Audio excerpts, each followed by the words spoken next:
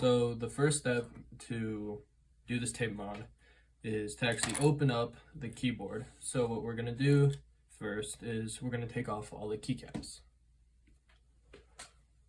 After all the keycaps are off the keyboard, what you're gonna wanna do is you're gonna look for the screws on the board and you're gonna wanna unscrew them all. All right, as you can see, all the screws are out of the keyboard. So now after this, what you're gonna wanna do is you're gonna wanna take off the PCB unit, which is the thing that holds all the switches. You're gonna wanna take that off. As you can see, we took off the PCB unit. And just a little addition, if you do have a hot swappable keyboard though, what you're gonna wanna do is you're gonna wanna take off all of the switches before you tape mod it. All right, after you turn your PCB unit around, you're gonna wanna grab your tape, pull it out, and you wanna measure about the length of your PCB unit. And then you're gonna place the tape down and then rip it off, and keep it up until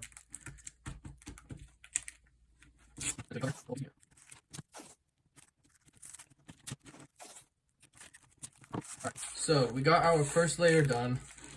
I covered the whole thing, and I'm planning on doing 2 layers because that'll make the sound of the switches and the sound of the keyboard overall a lot better. Turn it over and look where the holes are where the screw should go, because we covered up these holes with the tape. And what I'm going to do is I'm gonna go find a little paper clip or something like that, and I'm gonna just do the same thing. I'm gonna stab the paper clip through the hole and then open it up. So I placed all the screws in, and as you can see, the problem of there being a gap because of the tape is now gone, because the screws push the top case to the bottom case. So if you do have that problem, just put all the screws in and it should be fixed. So now I'm gonna put all the keycaps on and it's gonna be done.